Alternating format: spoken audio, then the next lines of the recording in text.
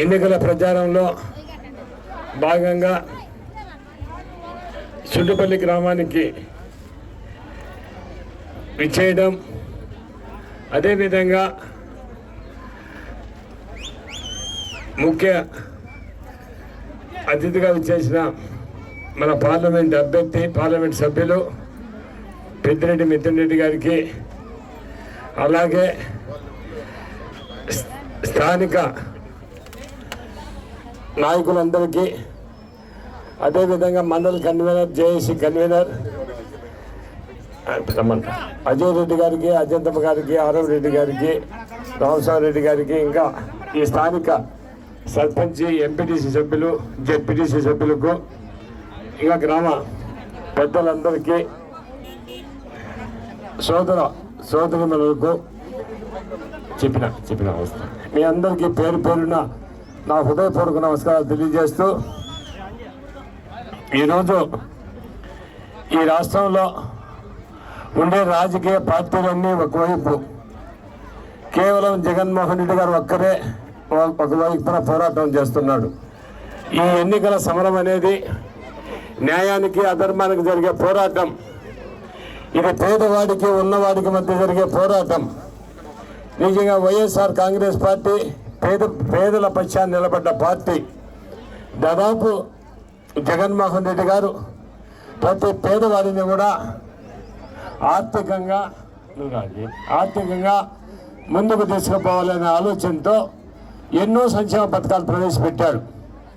ఈరోజు లెక్కలేనన్ని పథకాలు, చేయూత కావచ్చు, ఆసరా కావచ్చు, అమ్మఒడి కావచ్చు, ప్రతి వాడికి పేదవానికి ఇల్లు కావచ్చు, పెన్షన్ కావచ్చు, ఎన్నో కార్యక్రమాలు చేపట్టి దాదాపు ఎక్కడ అవినీతి లేకుండా 130 సార్లు బటన్ నొక్కడం జరిగింది.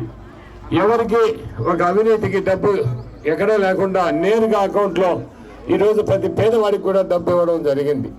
ఈరోజు మీరు ఒకటి ఆలోచన చేయండి. ఎందుకంటే ప్రతిపక్ష పార్టీలని గగ్గోలు పెడుతున్నాయి.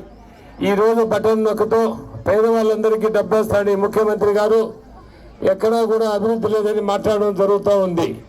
కానీ ఈ పేదవాడికి ఆర్థికంగా ఎదిగేదానికి సహకరించడం ఇది అభివృద్ధి కాదా? ఈరోజు అభివృద్ధి అనేది మీ గ్రామాల్లోనే అవపడుతుంది. ఈరోజు నాడు నేడు స్కూల్ చూడండి. గతంలో మీ గ్రామంలో స్కూల్ ఎలా ఉండేది? పశువులతో నిండిపోయి ఉండేది. ఈరోజు నిజంగా ఒక కార్పొరేట్ విద్యాలయాలు మించిపోయాయి. ఈరోజు నిజంగా అమ్మఒడని ప్రతి పేదవాడి పెట్టి కూడా చదవాలని సంవత్సరానికి 15,000 మీ అకౌంట్లో వేసి, ఎందుకంటే ఆ తల్లి ఆ బిడ్డను ఏదో పనులు పంపకుండా, ఏదో పశువుల కాపులో గొర్రెల దగ్గరకు పంపకుండా, తల్లి నువ్వు 15,000 నేను వేస్తాను, నీ బిడ్డను బడికి పంపి చదివించు అనే ఆలోచనతో ఈరోజు ముఖ్యమంత్రి గారు ముందుకు పోతున్నాడు. ఈరోజు నిజంగా ప్రతి అవ్వాతాతకు పెన్షన్ ఇవ్వాలా. ఎందుకంటే ఉద్యోగస్తులు కూడా నెలాపోతూ 1వ తేదీకి జీతం రాకపోవచ్చు, కానీ వాలంటరీ వ్యవస్థ ద్వారా సూర్యుడు ఉదయించక ముందే 1వ తేదీ మీ ఇంటికి చిరునవ్వుతో వచ్చి వాలంటీర్ మీ చేతిలో డబ్బు పెట్టి ఈరోజు నిజంగా పోయే పరిస్థితి ఉండేది. అలాంటిది కూడా ఒక దుర్మార్గంగా ఈరోజు ఒక ఎన్నికల మాజీ కమిషనర్ నిమ్మగడ్డి రమేష్ దగ్గర ఎలక్షన్ కమిషన్కు కోర్టులో వేయించి అదేవిధంగా అవన్నీ కూడా ఆపడం జరిగింది. నిజంగా ఎంత దుర్మార్గమైన చర్య. పేదవాడికి నిజంగా ఆ డబ్బు ఇచ్చేయడానికి కూడా చంద్రబాబు నాయుడికి ఇష్టం లేకుండా పోయింది. ఇంత దుర్మార్గమైన చర్య. మీరు ఒకటి ఆలోచన చేయండి.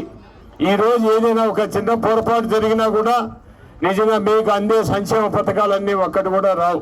అమ్మఒడి రాదు, ఆసరా రాదు, చేయూత ఏది కూడా మీకు వచ్చే పరిస్థితి లేదు.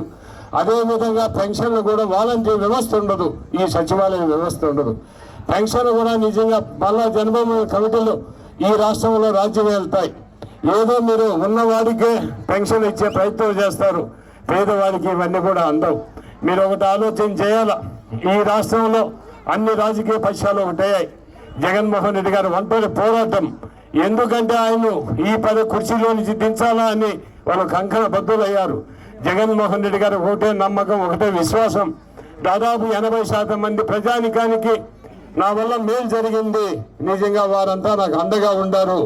వీరంతా ఎంతమంది పొత్తు పెట్టుకున్నా నేను ఒక్కరిగానే ఎన్నికల్లో పోతాను, తప్పకుండా వారి సహకారం, వారి మద్దతు నాకు ఉంది అనే ఒక పూర్తి మీ మీద ఒక నమ్మకం, ఒక విశ్వాసం. ఎందుకంటే జగన్మోహన్ రెడ్డి గారు మీరు ఒకటి ఆలోచన చేయండి, ఎక్కడ కూడా ఒక రాజు బలంగా ఉంటే శత్రువులంతా ఒకటి అవుతారు, ఏ రాజ్యంలో గతంలో అయినా. అదేవిధంగా ఈ రాష్ట్రంలో జగన్మోహన్ రెడ్డి గారు బలంగా ఉన్నారు కాబట్టి అందరూ కూడా శత్రువులంతా ఒక తయారు. ఈ రోజు మన మీదకి వాళ్ళు ఎన్నికల సంగ్రామంలో ముందుకు వస్తున్నారు.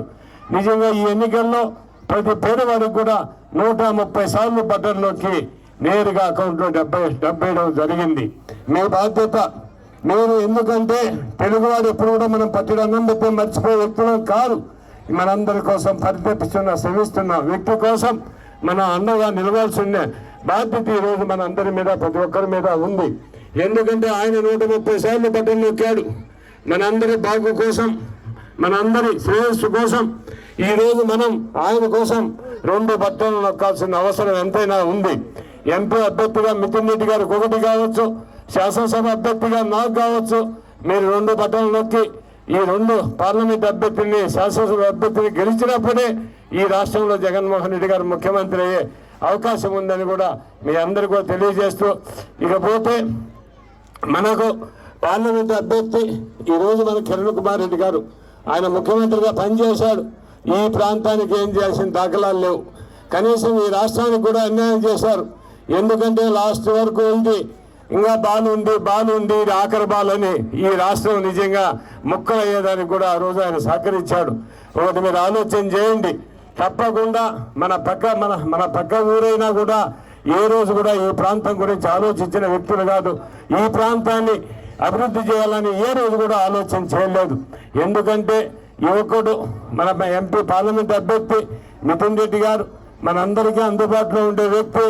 నిరంతరం ఎక్కడ ఏ సమస్య వచ్చినా కూడా, ఎంత బిజీగా ఉన్నా కూడా ఆ సమస్య పరిష్కారం కనుగొనాలా అనే ఆలోచన ఉండే వ్యక్తి. తప్పకుండా మీ సహాయ సహకారాలు కూడా మీరు పార్లమెంట్ అభ్యర్థిగా మిథున్ రెడ్డిగా అందించాలా.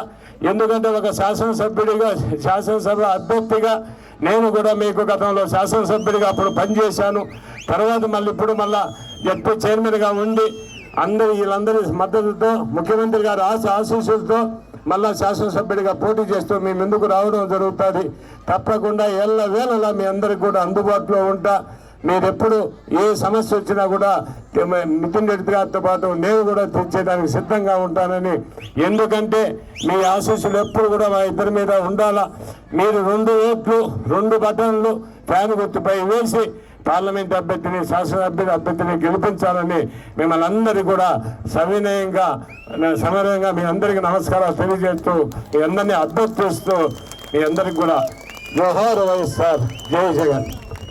ఇప్పుడు పెద్దలు మిథున్ రెడ్డి గారు మాట్లాడుతారు.